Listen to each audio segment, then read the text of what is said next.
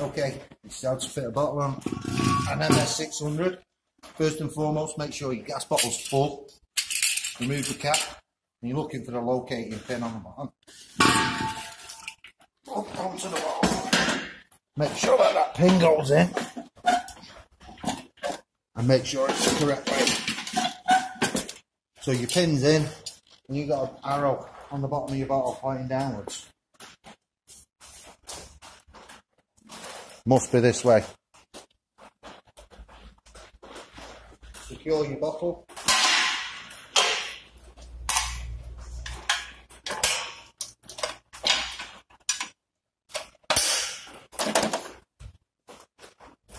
And now we're going to fit the pipe. Tighten her up. You should hear gas escaping from the pipe, from the existing. And then you need to see that your last push, tighten it up as you go. There should be no movement in the pipe at all. Turn your gas on and you're ready to start your machine.